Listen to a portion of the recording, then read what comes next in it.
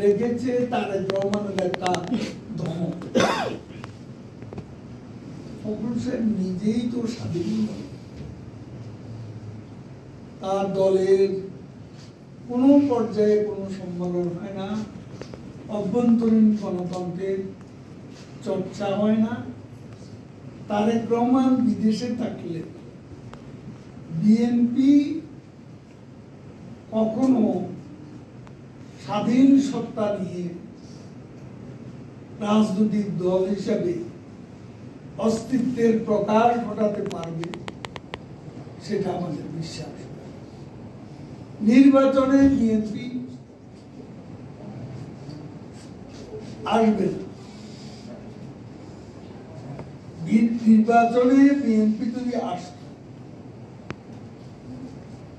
গতবারের মতো খরা ফলাফল হতো, এটা আমি মনে করি। কারণ সার্বিক পরিস্থিতির কারণে অপোজিশনের একটা ভোট ছিল, কিন্তু তারেক রহমান মনে করে যে এই অবস্থা যদি বিএনপি ভালো করে এটার সুফল তো আমি পাচ্ছি,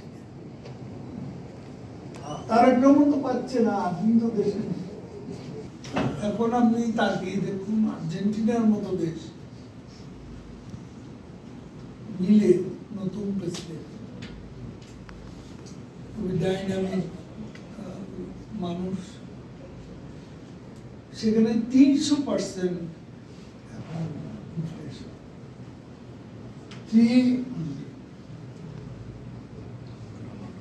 আরেকটি দেশ প্রভাবশালী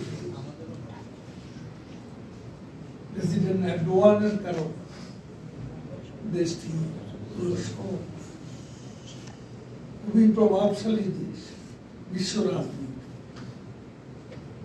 তুরস্কেও এখন 75% ইনফ্লেশন।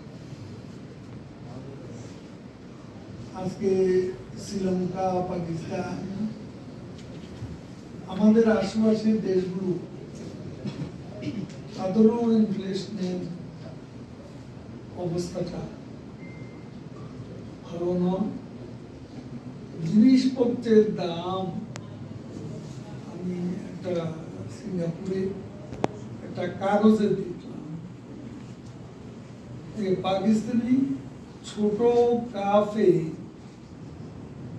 রাস্তার পাশে কফি বিক্রি করে, এই কফির দাম পাকিস্তানি কারেন্সিতে 400 রুপি।